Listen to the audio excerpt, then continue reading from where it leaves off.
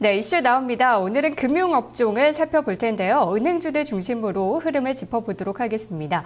최근 금융업종의 가장 큰 복병이었던 가계부채 리스크가 해소될 조짐이 나타나고 있다고 하는데요.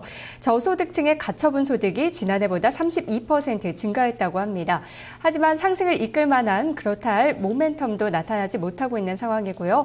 어제는 대규모의 해킹 공격까지 받으면서 투자 심리는 조금 더 위축될 수밖에 없을 것 같은데요. 어떠한 전략이 필요한지 함께 살펴보도록 하겠습니다.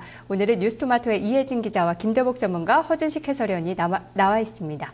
안녕하세요. 반갑습니다. 네, 은행주들 보도록 하겠습니다. 전문가님, 금융주들 아직까지는 좀 힘을 많이 못 내는 쪽에 속하는데요. 최근의 약세, 부진이 이유가 뭔지부터 한번 짚어볼 필요가 있을 것 같아요.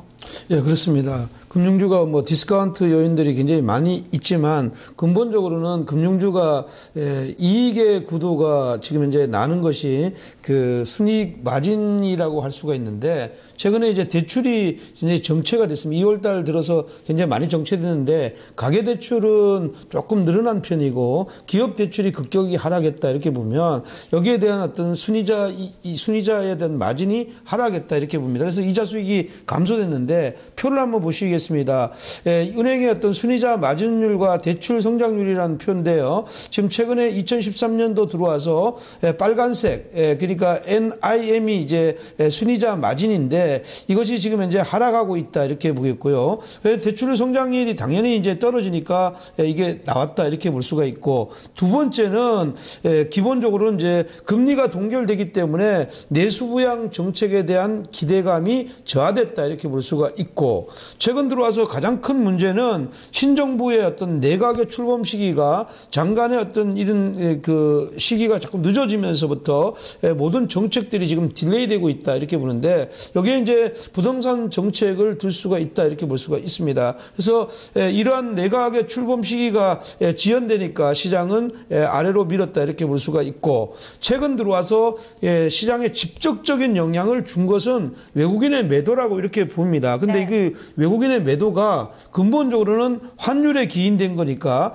최근에 이제 원달러 환율이 계속 올라가다 보니까 외국인들은 원화의 어떤 그 상품들을 가지고 있기를 꺼려하는 이런 상황이 나왔다. 그래서 원화 자산의 비선호 흐름 때문에 매수가 좀 주춤했다 이렇게 보는데, 근데 큰 흐름상에서 보면 외국인들이 과감하게 돌아가는 건 아닙니다. 제가 표를 하나 더 준비했는데 그 표는 뭐냐면 금융업에 대한 수급입니다. 네. 이게 이제 지난 11월 16일 날 저점에서부터 사고 들어왔을 때 외국인하고 국내 기관이 12월 1월, 2월 달까지 양매수를 했습니다. 실질적으로는 이번에 3월 달에 매도한 금액이 1,700억 밖에 되지 않으니까 2월 달에 매수했는 규모하고 비슷한 어떤 수준밖에 되지 않지만 시장에 충격은 있었다 이렇게 보니까 그만큼 시장이 지금 현재 내성이 좀 약한데 작은 물량이 나왔다 이렇게 보겠고, 중기적으로 보면 아주까지 산 물량들이 더 많이 있는 거다 이렇게 보면 이 전체적인 어떤 그 고리가 디스카운트 요인이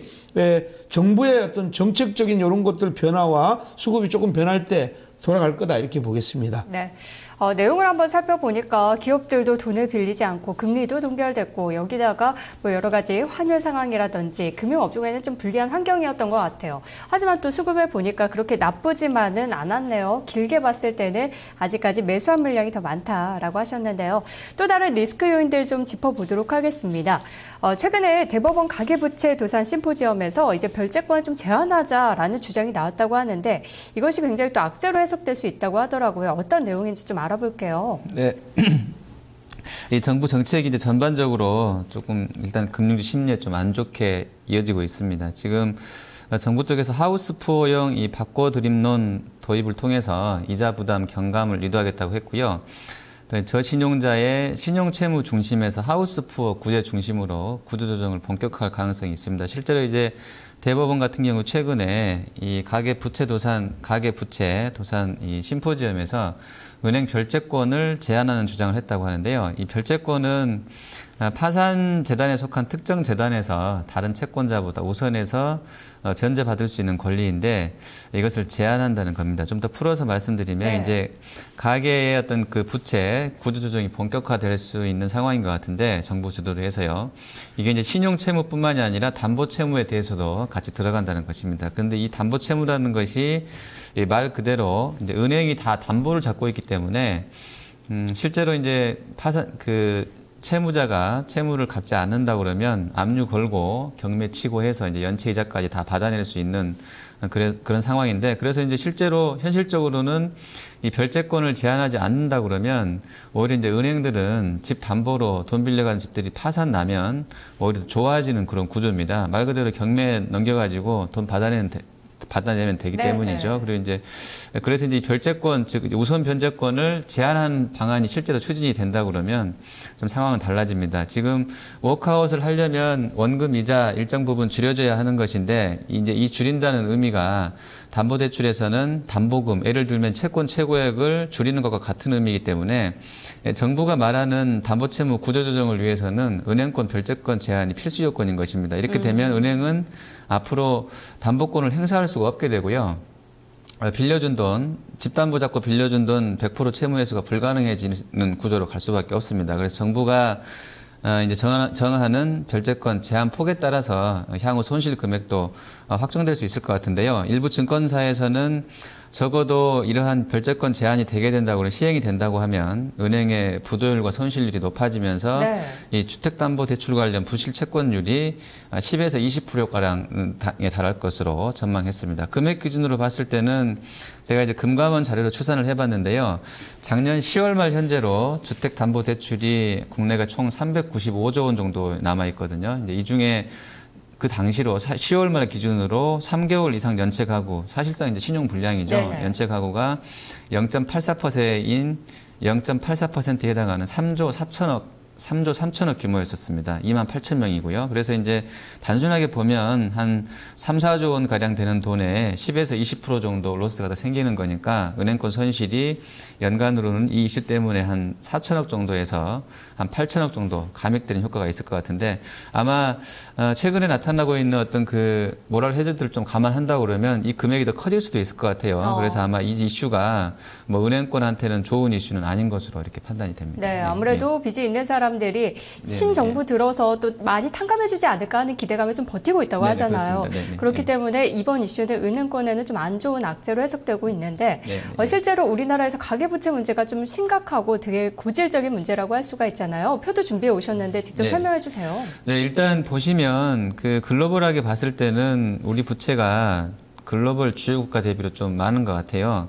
뭐 덴마크나 네덜란드에 있어서 3위권에 올라 있고요. 그리고 이제 보시면 다음 표가 이제 가계 부채 구조조정 정부 정책 관련한 표들인데, 아마 아까 말씀드린 대로 포인트는 그 담보대출권 관련된 채무를 어떻게 해결할 것이냐 요건 것 같아요. 이번에는 예전부터 이제 그 신용 관련된 부채들에 대해서는 뭐 신용회복위원회라든지 다들 아시는 것처럼 일부 워크아웃 통해서 일부는 정리가 된다고 하는데, 최근에 이슈가 되는 게 이제 집값이 떨어지면서 하우스푸어 나오고, 그 이제 채무를 어떻게 해결할 것이냐, 요게 이제 관건일 것 같은데, 아까 말씀드린 그 연장선에서 보면 어떻게든 정부가 이걸 해결할 것 같고요. 지금 부동산 대책도 아마 어떤 그 주택거래 활성화 이런 쪽보다는 아마 지금 정부 공약만 보더라도 아마 이런 부채들을 어떻게 해결해서 앞으로 좀 살만하게 해주겠냐, 이런 쪽으로 좀 쏠려 있는 것 같거든요. 그래서 이런 전반적인 정책들이 금융주한테 조금 심리를 좀 안 좋게 하는 그런 상황에 있는 것 같습니다. 이 별채권 제한 앞으로 할지 안 할지는 좀 더 지켜봐야 되겠지만 어쨌든 이야기가 나오는 것 자체로 부담이 되고 있는 상황이고요. 아까 전문가님께서도 환율 상황 잠깐 지적을 하셨는데 이 금융주에도 원달러 환율이 많이 부담이 되나요? 네, 그렇죠. 원달러 환율은 제가 이제 표를 하나 준비해 왔는데 누구나 이제 들어가서 비교해 볼 수 있는 차트인데요. 2003년도 지금 대세 상승장 기간만 일단 비교해 봤습니다. 2003년도 이후부터요. 빨간색 실선이 금융업종 지수고요. 원달러는 까만색 실선으로 표시가 되어 있는데, 보시면 확연하게 드러나죠. 2003, 2008 시즌에 원달러 내릴 때 금융주 올랐었고요. 반대로 2008년도 원달러 급등할 때 금융주 떨어지고요. 또 2009년 이후부터는 원달러 하향일 때 금융도 올랐다가 최근에 조금 이제 반등하려고 하니 금융주도 같이 밀려나는 그런 상황이라서 상당히 연관성이 있는 것 같고요. 경험치로 보면 원달러는 그 금융주랑은 반대로 가신다 보면 될 것 같고요. 그리고 이제 신재윤 금융위원장 내정자 그 후보자가 18일 날 외환시장 규제책 보완할 수 있는 방안 마련하겠다고 이렇게 언급을 했는데, 이게 아마 기존에 나왔던 그 규제안 관련해서 좀 더 보완한다는 얘기이기 때문에 아마 글로벌하게도 보면 원달러가 하향하기보다는 올라갈 수 있겠다는 어떤 그 심리들이 많을 것 같아요. 그래서 아마 환율은 상승 기조가 유지될 것 같고요. 금융주 심리에는 좀 안 좋을 것 같습니다. 네, 일시적인 현상으로 그치는 게 아니라 미국에서도 계속해서 돈을 풀고 있고 달러 강세가 나타나고 있는 상황이기 때문에 이 부분도 염두에 둬야 될 것 같습니다. 또 최근에 금융권의 이슈들 꼭 짚어봐야 될 것 같은데요. 기자와 함께 알아보도록 하겠습니다. 이혜진 기자, 어제는 전산마비라는 또 최악의 사태가 벌어지기도 했었는데요. 금융권의 2차 공격이 또 나올지 모른다는 우려도 제기되고 있다고요. 네, 어제 오후 2시경 주요 방송사와 은행의 전산망이 마비되는 사상 초유의 사태가 발생했습니다. 당시 신한은행의 경우 영업점 창구와 인터넷 뱅킹 업무가 전면적으로 중단됐었는데요. 같은 시간 농협은행도 영업점 단말기에서 문제가 발생해 비상근무 체제에 돌입했습니다. 다만 오후 4시부터는 복구가 완료돼 2시간 연장 근무에 들어갔습니다. 금융당국에 따르면 아직까지 금전적 피해 규모는 확인되지 않고 있는 상황입니다. 금감원은 이번 사고에 따른 고객 피해가 발생할 경우 해당 금융회사가 전액 보상하도록 지시했습니다. 신한은행과 농협은행 외에 다른 주요 은행들도 해킹 공격을 받았다는 주장들도 나오고 있습니다. 체코를 기반으로 둔 다국적 보안업체 어베스트에 따르면 최근 국내 주요 6개 은행을 해킹 공격한 사례가 발견됐는데요. 여기에는 국민은행, 기업은행, 하나은행, 우리은행도 포함됐습니다. 현재는 2차 해킹 공격이 나올 것이라는 우려도 점차 나오고 있는데요. 문제의 악성 코드를 분석한 결과 2차 공격을 암시하는 문자열이 발견됐기 때문입니다. 손상 부분에 나타난 문자열이 라틴어로 첫 번째라는 뜻으로 해석돼 2차, 3차 공격을 암시하고 있다는 관측도 나오고 있습니다. 네. 안 좋은 악재일 수밖에 없을 것 같아요. 아직까지 정확한 피해 규모는 없지만 몇천 개의 계좌가 정보가 빠져나갔다라는 이야기도 나오고 있고요. 또 2차, 3차 공격이 나온다면은 굉장히 걱정할 만한 상황인데 아직까지 후이지가 했다 아니면 북한이 했다 소행도 밝혀내지 못한 모습이거든요. 혹시 두 분께서는 이번 악재 어떻게 보시는지 좀 간단히 들어볼까요? 전문가님 어떻게 보셨어요? 예, 근데 이건 지금 현재 계속 우리가 진행되고 있는 어떤 상황인데 보안 문제는 그냥 굉장히 필수적인 어떤 상황이다 이렇게 봅니다. 지금 인터넷이 발달되니까 당연히 이것도 같이 산업이 발전돼야 되는데 아직까지 미흡한 점은 우리가 이 새 정부에서 이런 것들을 규제안을 잘 만들어내야 될 것 같아 이렇게 보겠습니다. 네, 투자 심리 위축이 좀 많이 길어질까요, 해설위원님? 네, 일단 그 금융주가 어제 이제 사실은 그런 영향보다는 아까 말씀드렸던 그런 제가 지금 설명드렸던 그런 별채권 요게 좀 이슈였던 것 같고요. 네. 제가 느끼기에는요. 그리고 이제 환율 관련해서 워낙에 이제 1,200원 1,120원을 찍었었죠, 장중에요. 이제 그런 부분도 좀 있었던 것 같고 종가 무렵에는 오히려 그 리스크 나왔어도 환율이 크게 움직이지 않았었거든요. 그래서 아마 한시 쪽에서는 대북 리스크로 봤던 것은 아니었던 것 같고요. 아마 이제 단순한 노이즈로 끝날 수도 있을 것 같은데 어쨌든 금융권이 망이 뚫렸다는 것은 어떻게 보면 좀 수치스러운 일이죠. 그 보안을 좀 책임져야 되고 모바일뿐만이 아니라 온라인상에서도 그 보안은 좀 잘 지켜졌어야 됐었는데 그게 뚫렸다는 것이 아마 관련주들한테는 센티멘탈을 좀 안 좋게 할 수 있는 요인이고요. 농협이라든지 신한은행 같은 경우는 당분간은 조금 글쎄요 이제 그 기사가 예금이 이탈했다 이런 것까지는 아직 제가 보지는 네. 못했는데 아마 그럴 우려도 있겠다는 쪽으로 좀 쏠릴 수 있을 것 같아서 아마 그런 쪽은 조금 좀 지켜봐야 될 것 같습니다. 네, 일단 일시적인 악재는 많고 조금 더 상황을 지켜봐야 될 것 같습니다. 이제 금융업종에서 앞으로 기대할 만한 부분은 신정부에 대한 정책 이런 것들이 있을 텐데요. 이혜진 기자, 종합부동산 대책이 3월 말에서 4월 초쯤에 나온다고 했는데요. 지금까지 이야기되고 있는 부분은 어느 정도인가요? 네, 이달 말에 발표될 정부의 종합부동산 대책에도 시장에 관심이 많이 쏟아지고 있습니다. 출범전부터 부동산 시장을 정상화하겠다는 의지를 표명한 만큼 이번 대책안에는 주거 복지와 주택거래 활성화를 위한 정책이 담길 예정입니다. 다만 DTI, LTV 등 대출과 관련된 금융규제를 완화하는 정책은 포함되지 않을 것으로 보입니다. 가계부채가 여전히 축소되지 않고 있고 집단대출 연체율도 계속해서 높아지고 하고 있는 상황이기 때문입니다. 현호섭 경제부총리 내정자와 서승환 국토부 장관, 심재윤 금융위원장 내정자 모두 이 문제에 대해 부정적 입장을 표명한 상태입니다.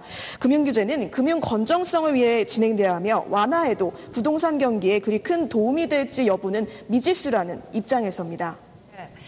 이거 뭐 금융규제 완화책이 나오지 않는다면은 금융주에 있어서는 호재로 볼 수가 없는 부분이잖아요. 전문가님.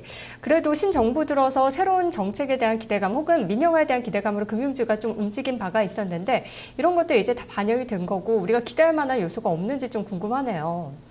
예, 결론적으로 말씀드리면 그것은 뭐 반영되지 않았다 이렇게 볼 수가 있죠. 왜냐하면 선거가 있기 전에 신정부에 대한 기대감이 있었고 사실 이제 신정부 출범하고 나서 약간 움직이긴 했지만 사실 내각 구성이 되지 않았는 상황이기 때문에 어떠한 정책도 나올 수 없는 상황이었다 이렇게 보면 이번 주에 들어서 이제 정부가 이제 내각을 이제 이쪽으로 좀 꾸려 나가는 이런 자리라고 보면 여기에 대한 어떤 반영도는 거의 없었다 이렇게 봐야 되겠고 지금 주가는 그 이유 때문에 사실은 올랐던 것이 아니라 지수가 바닥권에서 터닝할 때 금융이라는 것은 유동성이 어떤 랠리로 먼저 올라가는 어떤 하나의 섹터이긴 합니다. 그래서 원래 IT가 움직일 때 같이 금융이 따라서 움직이는 시장 흐름이라고 보면 그런 것 때문에 움직였다 이렇게 볼 수가 있고 네. 현재 기업은행하고 우리은행인데 기업은행은 이제 상생 정치에 대해서 이제 중소기업들의 어떤 지원책이 더 나올 거냐 이렇게 해서 올랐는데 네. 표에 보시면 지금 이제 주봉상의 흐름 중에 두 개 양대 그 은행의 지수를 비교했는데 신정부가 출범하고 나서 그 다음 주에 올랐습니다. 그리고 나서 2주 연속으로 내렸죠. 그러면 실질적으로 반영이 전혀 안 됐다고 이렇게 볼 수가 있고 사실은 밸류에이션 매력도가 있는 자리로 지금 이제 다시 진입하고 있다고 보니까 정부가 이런 어떤 정책과 맞물려 들어간다면 되는데 문제는 뭐냐 하면 외국인들의 시각이 별로 많이 팔지도 않았는데 이것들이 같이 내렸단 말이에요. 그래서 지금 현재 한 일각에서는 대한민국은 사이즈를 많이 키우는 반면에 성장성과 안정성이 좀 약간 떨어진다 이런 얘기도 있습니다. 그러나 전체 큰 어떤 밸류에이션 상으로 글로벌 시장과 비교해 봤을 때는 우리나라의 은행주들한테는 분명히 가격적인 메리트가 저는 있다고 이렇게 생각하고 그런 의미에서 지금은 추가적으로 아래에서 내려가서 파는 것이 아니라 오히려 저점을 한번 노리는 어떤 이런 자리가 아닌가 이렇게 생각을 합니다. 알겠습니다. 아직까지 신정부 정책 기대감이 다 반영되지 않았다라고 보셨네요. 그렇다면 또 실적 측면도 한번 볼 필요가 있을 것 같은데요. 문제는 이제 실적인데 아무래도 대형 은행들보다는 지방의 은행들이 실적 가시성이 좀 높다라는 분석이 나오고 있더라고요. 해설위원님 어느 정도로 나올까요? 네, 일단 그 1분기에 신한지주 같은 경우는 한 6천억 정도 할 것 같아요. 전년 대비로 한 30% 감소할 것 같고요. 우리금융이 한 4천억에서 44% 감소. 그리고 이제 하나금융 제가 이제 노란색 띠로 색칠해 놨는데 3,400억 정도 해서 작년 대비로 한 74% 급감할 것 같습니다. 근데 이제 하나금융 같은 경우는 작년에 그 외환은행 그 매매 관련 차익 1조 400억 반영됐기 때문에 그거 뺀다고 그러면 3,400억이면 그거 뺀 금액으로 생각했을 때 한 15% 정도 오히려 올해 1분기 순이익이 늘어날 것으로 추정하셔도 될 것 같고요. 그리고 이제 KB금융 같은 경우는 한 19% 감소, 그리고 기업은행이 32%, BS금융제주가 7%, DGB가 한 10% 정도 줄 것 같아요. 지금 뭐 말씀하신 것처럼 이렇게 보면 시중은행보다는 지방에 있는 쪽들이 좀 더 감익폭은 좀 작은 것 같은데 전반적으로는 다 이익 모멘텀이 좀 줄어들고 있다. 이렇게 보시면 될 것 같습니다. 네, 전반적으로는 안 좋네요. 밸류에이션 매력은 하지만 있다고 하셨는데요. 전문가님, 어느 정도 수준인지 궁금하네요. 분석해보니까 이제는 PBR 0.6배 수준까지 내려왔다라는 분석도 있고 또 글로벌 금융주들 대비 비교해봤을 때도 싼지 이것도 중요할 것 같은데요. 네, 그렇습니다. 우리 은행들 같은 경우는 밸류에이션 매력도가 지금 현재 있다고 보고 전체적으로 이제 디스카운트 현이 한 40에서 45% 정도 있다 이렇게 봅니다. PBR 지표를 1로 봤을 때 지금 현재 6배 이하로 떨어졌다는 것은 결국은 이것은 뭐 지금 현재 디스카운트 현이 40% 정도 된다고 보고 지금 보시면 밸류에이션 그 흐름들을 보면 아래 맨 하단에 있는 것이 이제 PBR 지표입니다. 그래서 거의 이제 6배 미만에 있는 종목들이 나오기 시작했고 이것은 이제 그 전체로 봤을 때는 이익의 모멘텀이 2013년도에 좋아지는 어떤 이런 이익의 모멘텀을 가지고 있는 것. 제일 상단에 보면 이익의 모멘텀을 보면 EPS의 어떤 변화는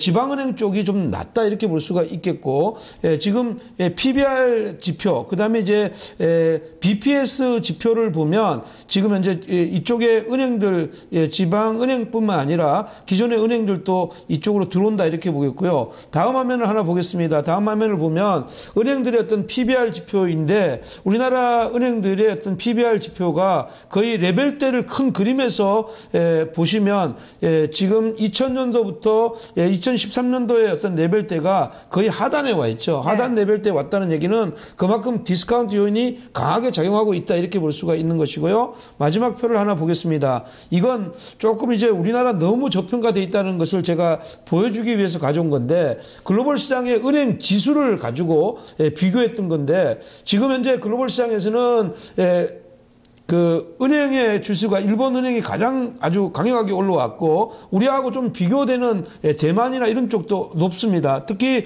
미국의 필라델피아 은행 지수 같은 경우에도 지금 현재 중심이라고 보면 대한민국은 중국보다가 더 떨어져 있는 이런 흐름이다. 그래서 사실은 이 디스카운트 요인이 지금 현재 수급적인 어떤 이런 면 때문에 잠시 엇갈려 있는 거지. 네. 이런 면에서 보면 지금 은행주들 같은 경우 갖다가 파는 거는 지금 별로 바람직하지 않은 어떤 흐름이라고 보고 네. 중기적인 흐름에서는 이건 분명히 좋은 가격적인 메리트가 있는 자리다 이렇게 보겠습니다. 네, 그러면 수급 개선까지 조금 더 기다려볼지 금융주들 투자 전략 어떻게 세울까요?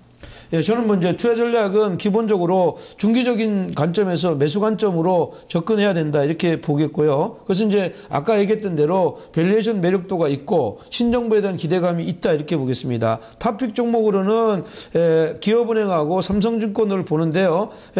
단기적인 은행의 어떤 수급을 보면 지금 현재 수급표는 주요 은행들 수급을 보면 3월달 들어서 연속적으로 기관이나 외국인들이 매수하는 거는 지금 현재 기업은행밖에 없습니다. 나머지는 매도와 매수가 반복되는 어떤 이런 흐름이고 또 마찬가지로 증권주들 중에서는 삼성증권이 아마 이제 IB 업무 쪽에서도 탁월한 어떤 이런 흐름들을 보여줄 것으로 이래 보이기 때문에 저는 은행들 중에서 탑픽을 기업은행 그리고 증권주 쪽에서는 삼성증권을 탑픽으로 가졌습니다. 네, 기업은행은 15,000원 정도까지 목표가 보셨고요. 삼성증권은 목표가 58,000원까지도 내다보고 계시네요. 해설위원님 전략 어떻게 주시겠어요? 네, 저도 PBR을 잠깐 좀 종목별로 갖고 왔는데요.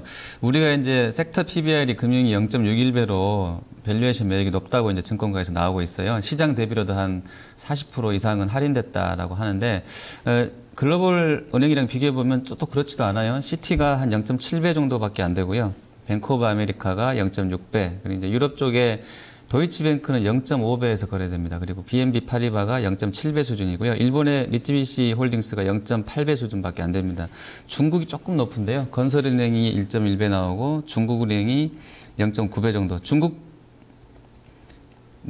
빼고는 전반적으로 다 한 0.7배 미만에서 거래된다 이렇게 보시면 되겠습니다. 그래서 우리 은행주가 저평가라고 보기는 어려운 것 같고요. 네. 그리고 이제 아까 제가 포인트가 지금 그 별채권 제한할 것이냐 안 할 것이냐 요거라고 했었는데 아마 이 리스크가 이어진다 그러면 좀 심리는 안 좋을 것 같고요. 종목은 별채권은 담보대출이랑 연결돼 있으니까 그 소매 쪽에 좀 노출이 작은 기업은행 쪽으로 해서 기업은행 정도면 가계 여신이 좀 낮기 때문에 딴 쪽보다는 아마 그쪽이 좀 나아 보일 것으로 판단합니다. 네, 해설위원님은 글로벌 업체와 비교해서도 싸지 않다라고 하셨네요. 자, 어쨌든 탑픽은 좀 겹쳐졌습니다. 기업은행 가장 나을 것으로 보고 있는데요. 단순히 싸다라는 매력 그 이상의 무엇이 좀 필요할 것 같습니다. 오늘은 금융주들 함께 점검해봤습니다. 오늘 말씀 고맙습니다. 고맙습니다.